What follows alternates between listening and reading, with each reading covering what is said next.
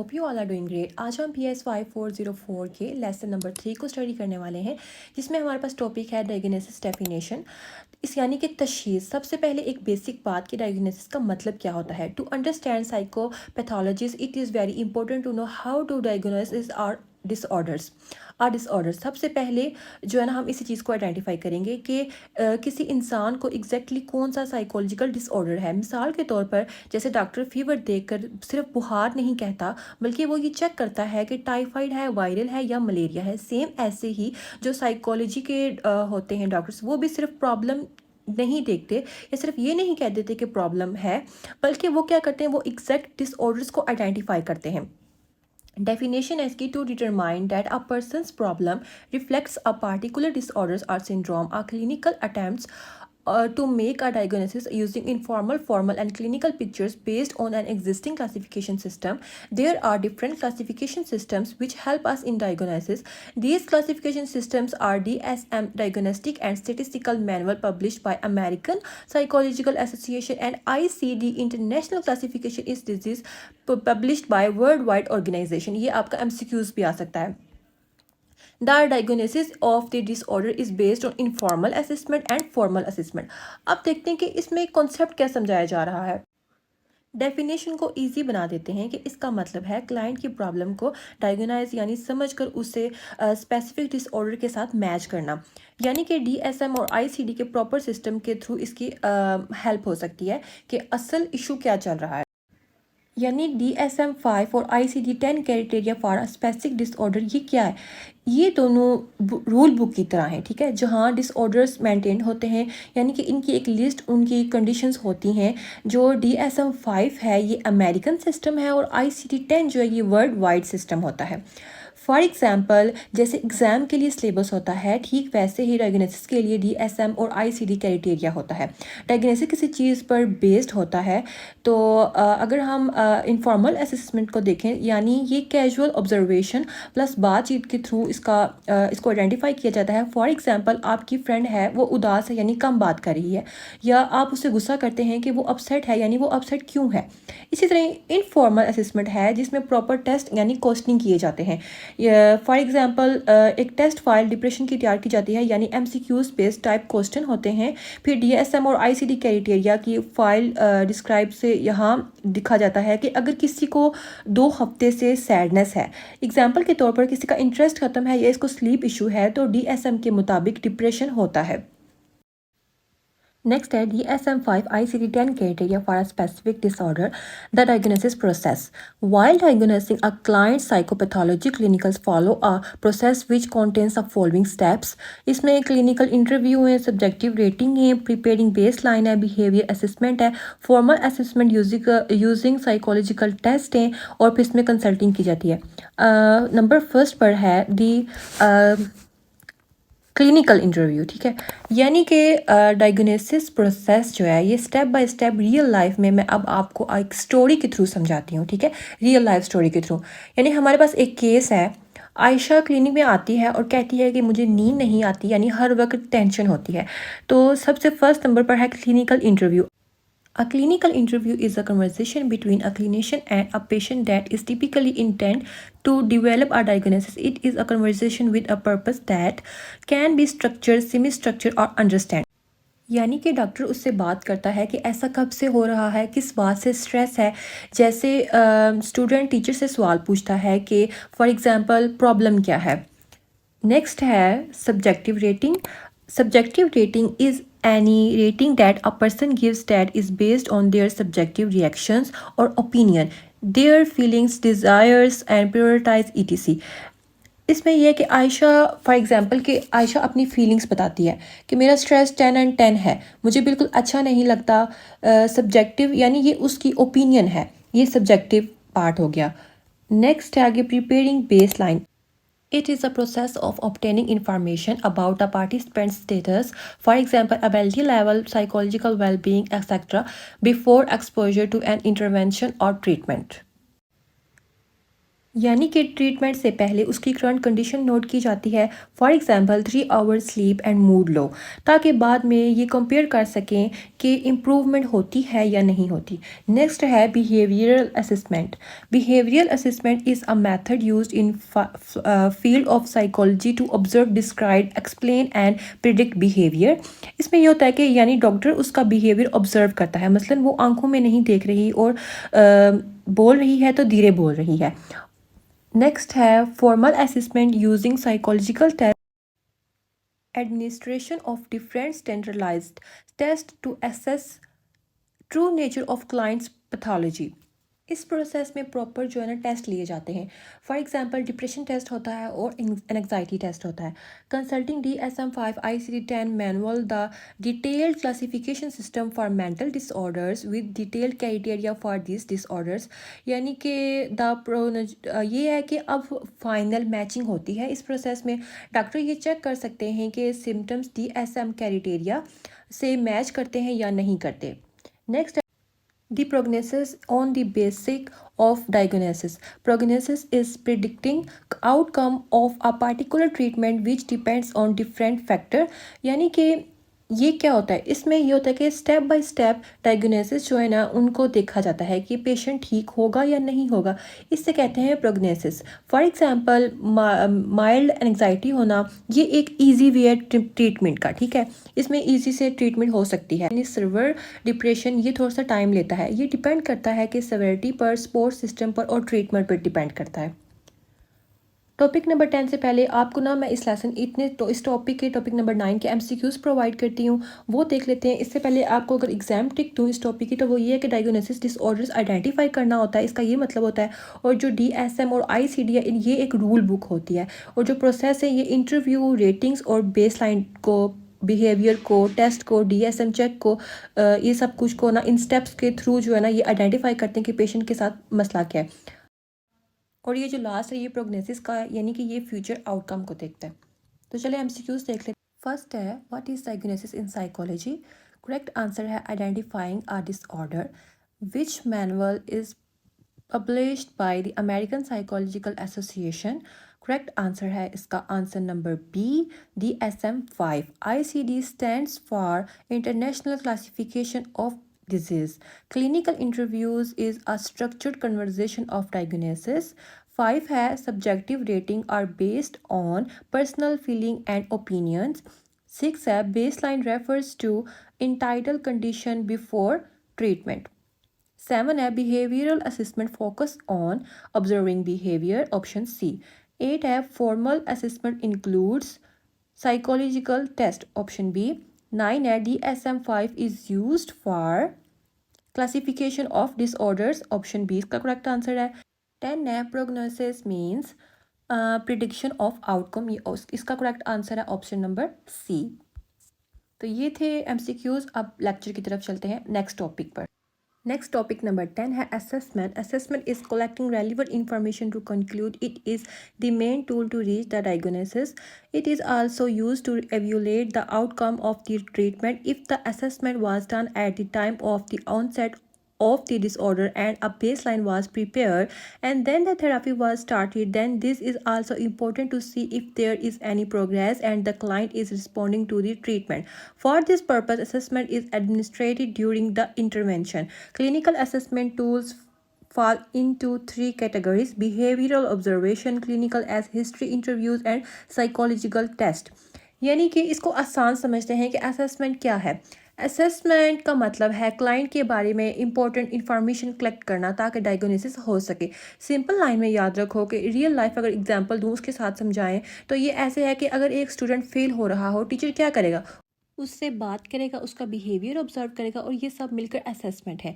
Assessment कब use होता है? डायग्नोसिस के लिए एंड ट्रीटमेंट के लिए। यानी ट्रीटमेंट स्टार्ट करने से पहले बेसलाइन, ट्रीटमेंट के दौरान प्रोग्रेस चेक करना, और फिर इसके लिए जो है ना मतलब ये है कि before plus during plus after therapy.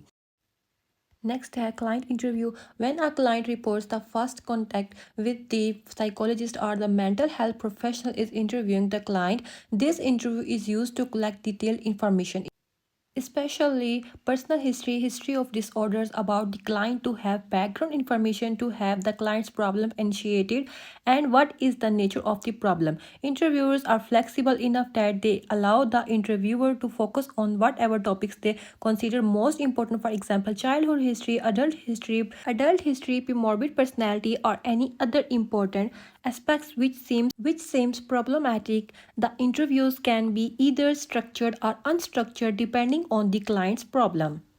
यानी यहाँ पे असेसमेंट के 3 टूल्स के बारे में बात की जा रही है, जिनमें नंबर 1 पर है बिहेवियरल ऑब्जर्वेशन, सेकंड है क्लाइंट को ऑब्जर्व करना। फॉर एग्जांपल पेशेंट चुप है, यानी साइन ये है कि वो डिप्रेशन में है। क्लाइंट दूसरा जो है ना वो ये कि क्लाइंट इंटरव्यू बैठकर बात करना, एग्जांपल प्रॉब्लम कब है, यानी कब से स्टार्ट हुई है। और ये फ्लेक्सिबल होता है, मतलब कि स्ट्रक्चर्ड और अनस्ट्रक्चर्ड होता है। मतलब क्लिनिकल इंटरव्यू की प्रॉब्लम ये होती है, आप ये याद रखना कि ये एमसीक्यूज का इम्पोर्टेंट पॉइंट है, यानी कि बहस हो सकती है, गलत क्वेश्चन पूछे जा सकते हैं, हर इंटरव्यू सेम नहीं होता और लो रियलिबिलिटी भी होती है एंड क्लाइंट झूठ भी बोल सकता है। And the next topic is mental status examination. The mental status exam MSE is the psychological equivalent of a physical exam that describes the mental state and behaviors of the person being seen. It includes both objective observations of the clinician and subjective descriptions given by the patient. MSE is very important in assessment. It is a combination of formal and informal forms of assessment. There are different dimensions on which a clinician psychologist work upon. First number पे है general appearance. इसमें ये होता है कि इंसान की body language और उसके कपड़े, उसकी जो हाइजीन है ना, यानी वो सब कुछ देखा जाता है, क्लोथिंग सिस्टम। नेक्स्ट है साइकोमोटर बिहेवियर। इसमें इंसान का चलना और उसकी मूवमेंट्स पर फोकस किया जाता है। देन है स्पीच। इसमें इंसान की स्पीच का देखा जाता है कि वो स्लो बात कर रहा है या फास्ट बात कर रहा है, और उसकी मतलब कि रेट ऑफ स्पीच क्या है, क्वांटिटी कितनी है। मूड एंड इफ़ेक्ट, इसमें इंसान के मूड्स पर देखा जाता है कि वो हैप्पी है, सैड या एंग्री है। कॉग्निशन है, इसमें ये होता है कि इसमें इंसान की थिंकिंग देखी जाती है कि वो क्लियरली है, थिंक कर रहा है या फिर कंफ्यूज्ड है। देन है थॉट पैटर्न में क्या होता है, इसमें इंसान के थॉट्स को देखा जाता है कि वो किस तरीके से सोच रहा है। और कॉग्निशन है, इसमें ये है कि इसमें मेमोरी अटेंशंस देखी जाती हैं। Next topic number 12 है formal assessment. In formal assessment, different standardized tests are administered in order to get an insight that client has a certain problem or not and what is the problem's intensity. There are some specific characteristics of assessment tools which are discussed below. Characteristic of a psychological test, then procedure है, administration and scoring है, scoring level check किया जाता है। यानी कि formal assessment ये होता है कि इसमें प्रॉपर टेस्टिंग सिस्टम होता है। टेस्ट बार बार सेम रिजल्ट दे, फॉर एग्जांपल आईक्यू टेस्ट हर बार सेम स्कोर के करीब हो, तो इसमें इंसान के मेजरमेंट सेम आए, तो ये होता है कि आईक्यू टेस्ट सिर्फ इंटेलिजेंस मेजर नहीं करता, बल्कि इसमें इंसान का मूड देखा जाता है। इसके प्रोसीजर के 3 स्टेप होते हैं जो कि मस्ट रिमेंबर है। एग्जाम के हवाले से ये आपका शॉर्ट क्वेश्चन या फिर लॉन्ग क्वेश्चन भी आ सकता है या फिर एमसीक्यूज भी आ सकता है। एडमिनिस्ट्रेशन स्कोरिंग का सिस्टम ये होता है कि इसमें इंटरप्शन देखी जाती है, यानी इजी टास्क और डू चेक एंड एक्सप्लेन किया जाता है इसको बाद में। इसकी टाइप्स होती हैं, इंटेलिजेंस टेस्ट होता है इसमें, और इंटेलिजेंस टेस्ट में ये होता है कि फॉर एग्जांपल ये WAIS फेज और WASC स्टैंडफोर्ड होते हैं इसमें, यानी कि इसमें यूज़ किया जाता है आईक्यू टेस्ट के थ्रू इंसान का जो जाविया है वो मेजर किया जाता है। फिर सेल्फ रिपोर्ट बनती है उसके बाद। सेल्फ रिपोर्ट में ये होता है कि इंसान की ना, इसमें क्लाइंट खुद आंसर देता है, जैसा कि MMPI या बिग 5 होते हैं। ये भी आपने जो है इसका कॉन्सेप्ट समझ लेना है, ये भी शॉर्ट क्वेश्चन या फिर आपका लॉन्ग क्वेश्चन आ सकता है। And the next topic is neuropsychological assessment. Brain and behavior both go hand in hand and have an effect to each other. Behavior will affect our brain and brain may affect our behavior. Sometimes biological conditions manifest them in psychological conditions, so it is very important to rule in such issues. Neuropsychological assessment is an in-depth assessment of skills and abilities linked in brain function. Following are few commonly used tests used in the category and a test is selected on the basis of client's problem. अच्छा, इसमें ये concept है कि फ़र्ज़ करें कि ये इसको हम स्टेप्स में डिवाइड करके समझते हैं। स्टेप 1 इसमें क्या है कि बेसिक कॉन्सेप्ट ब्रेन का, उसको समझना होता है। देन उसको प्लस किया जाता है बिहेवियर के कनेक्शंस के साथ, उसको प्लस किया जाता है। फॉर एग्ज़ाम्पल सोचो, अगर ऐसे समझ लो कि ब्रेन जो है ना हमारा, वो एक कंट्रोल सिस्टम है, ठीक है? और जो हमारा बिहेवियर है ना, वो उसका एक आउटपुट है। यानी अगर ब्रेन में चेंज हो तो बिहेवियर में ज़ाहिर-सी बात है तब्दीली हो जाती है, और अगर बिहेवियर लगातार ऐसे ही तब्दील होता रहे तो ब्रेन में भी अफ़ेक्ट होता है। फॉर एग्जाम्पल, अगर किसी को हेड इंजरी हो जाती है तो उसकी मेमोरी पर्सन की जो है ना वो वीक हो जाएगी, वो भूलने लगेगा। इसलिए साइकोलॉजिस्ट के लिए ज़रूरी है कि पहले वो ये चेक करें कि प्रॉब्लम साइकोलॉजिकल है या फिर ब्रेन बेस्ड इशू है। नेक्स्ट स्टेप है अच्छा, इसके जो स्टेप है ना, यानी कि टेस्ट के जो फंक्शन है वो देख लेते हैं कि इसमें फर्स्ट नंबर पर टेस्ट है बेंटन विजुअल ओरिएंटेशन टेस्ट। ये इस टेस्ट में ये होता है कि इंसान की ना जो मेमोरी है ना वो चेक की जाती है कि आया कि उसकी मेमोरी लॉस्ट हो गई है या फिर उसकी मेमोरी अभी किस कॉन्सेप्ट में जा रही है। फिर आगे विस्कॉन्सिन टेस्ट। इस टेस्ट में ये होता है कि थिंकिंग यानी फ्लेक्सिबिलिटी चेक की जाती है। फिर उसके बाद है विस्कुलर टेस्ट मेमोरी। इसमें ये होता है कि इंसान की जो मेमोरी की पावर है ना वो चेक करते हैं। फिर लोडियन का, इसमें इंसान की ब्रेन फंक्शनिंग चेक की जाती है। नेक्स्ट है नंबर 5 पे कि मेमोरी असेसमेंट स्केल्स होते हैं। इसमें मेमोरी की जो डिटेल है ना वो चेक की जाती है। देन बेंडर गेस्टाल्ट है, इसमें ये है कि विजुअल जो मेमोरी होती है ना उसकी कोऑर्डिनेशन चेक की जाती है। फिर स्ट्रोब टेस्ट है, यानी इसमें एडिशन एंड कंट्रोल की चेकिंग की जाती है, यानी कलर वर्डिंग के थ्रू उसकी टेस्ट किया जाता है। देन टावर टेस्ट है, इसमें प्लानिंग एबिलिटी होती है। हर टेस्ट क्लाइंट को नहीं दिया जाता। इंपॉर्टेंट बात यहाँ पे ये समझने की है कि हर जो टेस्ट होता है ना वो प्रॉब्लम के हिसाब से सिलेक्ट होता है और उसी के हिसाब से फिर आगे ट्रीटमेंट स्टार्ट किया जाता है। नेक्स्ट टॉपिक है स्पेसिफिक डिसऑर्डर रिलेटेड टेस्ट। अगर आपको लगता है कि क्लाइंट को कोई स्पेसिफिक इशू है तो यहाँ अब आप क्या करेंगे, टारगेट टेस्ट का यूज़ करेंगे, ठीक है, जो हम पीछे पढ़ के आए हैं। यानी कि डिप्रेशन जो टेस्ट है ना, उसमें जो है ना बात डिप्रेशन इन्वेंट्री पर होती है। फिर एनजाइटी में बैक एनजाइटी इन्वेंट्री चेक की जाती है। और ओसीडीपी में ऑब्सेसिव जो कंप्लीसिव इन्वेंट्री होती है ना उसके ऊपर फोकस किया जाता है। फिर स्किज़ोफ्रेनिया में पेन्स देखे जाते हैं। इसका सिंपल रूल ये है कि राइट प्रॉब्लम होगी तो राइट टेस्ट होगा, यानी कि जिस तरह की प्रॉब्लम होगी ना उसके हिसाब से फिर क्लाइंट को टेस्ट के प्रोसेस से गुजारा जाएगा और उसी के थ्रू उसका फिर ट्रीटमेंट किया जाएगा। नेक्स्ट है बिहेवियर ऑब्जर्वेशन। इसमें ये कॉन्सेप्ट है कि अब यहाँ आप सिर्फ टेस्ट नहीं करते इस मेथड में आके, बल्कि आप ये ऑब्जर्व भी करते हैं कि क्लाइंट का जो है ना वो चलना, बोलना या रिएक्ट करना किस सिस्टम का है। यानी कि नेचुरल सेटिंग जो है ना इसमें देखा जाता है। और इसमें ये होता है कि ये सेल्फ मॉनिटरिंग होती है। इसमें क्लाइंट खुद नोट करेगा कि बिहेवियर या इसकी रियल लाइफ जो बिहेवियर है ना वो ये दिखाता है कि ये फेक नहीं बोलता, यानी कि ये जो कह रहा है वो सच है, यानी कि ये कोई एक्ट नहीं कर रहा या फिर कोई फेक जो है ना या कोई फेक इस तरह का एक्ट नहीं कर रहा। फिर आगे क्लिनिकल ऑब्जर्वेशन है। इसमें क्या होता है, इसमें ना प्रोफेशनल जजमेंट की जाती है, ठीक है। अगला असेसमेंट रिपोर्ट। अब अगर आप एक डॉक्टर हो तो रिपोर्ट बनाना तो ज़रूरी है। तो रिपोर्ट में क्या होता है, प्रॉब्लम की जो हिस्ट्री है ना, हिस्ट्री ऑफ प्रॉब्लम और इलनेस वो आइडेंटिफाई की जाती है, यानी वो रिपोर्ट में लिखी जाती है। फिर बिहेवियर ऑब्जर्वेशन लिखी जाती हैं, यानी फिर आगे जो टेस्ट है ना वो कौन सा टेस्ट यूज़ करना है, ये कौन सा टेस्ट हमने यूज़ किया है वो देखा जाता है, वो लिखा जाता है। फिर टेस्ट रिजल्ट के जो नंबर्स आते हैं ना वो लिखे जाते हैं। एनालिसिस डीप मीनिंग लिखा जाता है और फिर फाइनल कंक्लूजन दिया जाता है। टॉपिक नंबर 14 है what is new in DSM-5। अच्छा, ये जो टॉपिक है ना DSM-5, ये हम पहले भी पढ़ चुके हैं कि ये साइकोलॉजिस्ट की एक रूल बुक होती है, ठीक है। इसमें स्टेप 1 क्या होता है, DSM क्या है, सोचो ये एक डायग्नोसिस बुक है, ठीक है। इसे बनाया है अमेरिकन साइकोस्ट्रिक एसोसिएशन ने, यानी इसमें 400 डिसऑर्डर्स मौजूद हैं, ठीक है। और उनका यूज़ करके डायग्नोस पहले किया जाता है, फिर सेवेरिटी चेक किए जाते हैं और फिर स्टैंडर्ड क्राइटेरिया को फॉलो किया जाता है। So the next is what is different between DSM ICD। ये मैंने आपको एक स्क्रीनशॉट भी प्रोवाइड किया है, आप ज़रा 2 मिनट इसको देख लें। उम्मीद है कि आपको ना इससे समझ आ गई होगी। नेक्स्ट है what is difference between DSM and ICD। ये बात याद रखने की है कि ICD का मतलब है इंटरनेशनल क्वालिफिकेशन ऑफ डिजीज़ और इसका लास्ट वर्जन 10th एडिशन है। DSM को अमेरिका ने पब्लिश किया था और ICD को ऑर्गेनाइजेशन ने पब्लिक किया था। ये जो है ना ये आपका MCQs भी आ सकता है और शॉर्ट क्वेश्चन भी आ सकता है। याद रखो कि आपका सवाल भी इस तरह से ये आ सकता है कि यानी DSM सिर्फ साइकोस्ट्रिक या बीमारियों पर मबनी नहीं होता, जबकि ICD है इसमें तमाम किस्म की बीमारियां शामिल होती हैं, चाहे वो जिस्मानी हों या फिज़िकल या फिर ज़हनी हों। अब जो हमारे टॉपिक्स रह गए थे उनके मुताबिक जो इंपॉर्टेंट MCQs हैं वो देख लेते हैं। अच्छा, ये MCQs आपने मिस नहीं करने क्योंकि ये आपके एज अ शॉर्ट क्वेश्चन भी आ सकते हैं। Assessment in clinical psychology primarily means question number option number B इसका राइट आंसर है, यानी कि कलेक्टिंग रेलिवेंट इन्फॉर्मेशन। देन 2 है असेसमेंट हेल्प्स इन, सी इसका राइट ऑप्शन है, यानी कि both diagnosis and treatment evaluation. Third MCQs है which is not a category of clinical assessment tools, तो इसका राइट ऑप्शन है ऑप्शन डी मेडिकेशन। 4 है clinical interviews are use to collect, right option है इसका personal and disorders history.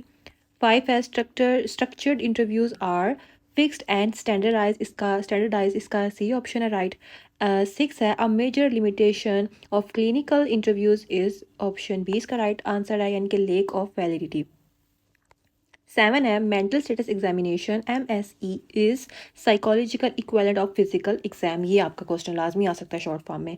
Then 8 है which is included in general appearance, option B right answer है इसका clothing. Gait is hand shake are part of cognition. 10 है date and volume are aspects of speech, ये speech के aspects होते हैं। 11 MCQs है mood and effect include, अच्छा इसका राइट आंसर है जो वो है इमोशनल स्टेट, यानी कि इमोशनल सारी पता है मूड से ही इसका राइट ऑप्शन पता चल रहा है। और 12 है रिलायबिलिटी मीन्स कंसिस्टेंसी, और वैलिडिटी मीन्स जो है ना ये है कि इसका बी राइट आंसर है कि measuring what it is suppose to measure, ये दोनों आपके शॉर्ट फॉर्म में क्वेश्चन आ सकते हैं कि इन दोनों का डिफरेंस बताएं। नेक्स्ट MCQs नंबर 14 first step in test procedure, answer C इसका राइट ऑप्शन है। और 15 है WAIS is use for adult, ये अडल्ट के यूज़ होता है। 16 MCQs है कि ओल्डेस्ट इंटेलिजेंस टेस्ट है जो वो यूज़ होता था स्टैनफोर्ड बाइनेट में। MCQs नंबर 17 है MMPI इज़ पर्सनैलिटी टेस्ट, ये पर्सनैलिटी टेस्ट होता है। 18 है self report test only clients own responses पर होता है। MCQs नंबर 19 है Rorschach in ink blot test is option C इसका राइट आंसर है, यानी कि प्रोजेक्टिव टेस्ट होता है ये। 20 है neuro psychological assessment focus on, उनका फोकस होता है ब्रेन बिहेवियर और रिलेशनशिप पर। 21 है स्ट्रूप टेस्ट मेयर, ये क्या मेयर करता है, ये इंसान का अटेंशन और कोग्निटिव कंट्रोल करता है। फिर है 22 यानी कि पेक डिप्रेशन इन्वेंट्री मेजर करती है कि डिप्रेशन कहाँ तक है, यानी कि किस लेवल का डिप्रेशन इंसान को है। फिर 23 है DSM-5 इज़ पब्लिश्ड बाय, कहाँ से उनको इसको किसने पब्लिश किया था, APA इसका राइट आंसर है ऑप्शन बी। देन 24 है ICD is published by WHO। And हमारा लास्ट MCQs है कि in DSM-5 mental retardation is replaced with option B इसका राइट आंसर है कि इंटेलेक्चुअल डिसेबिलिटी। अच्छा, तो व्यूवर्स आपको होप सो कि MCQs और जो है ना लेसन की अच्छे से समझ आ गई होगी, तो हमारे चैनल को सब्सक्राइब कर दें मज़ीद आने वाले लेसन्स के लिए। Good luck for your exams, thanks for watching, अल्लाह हाफिज़।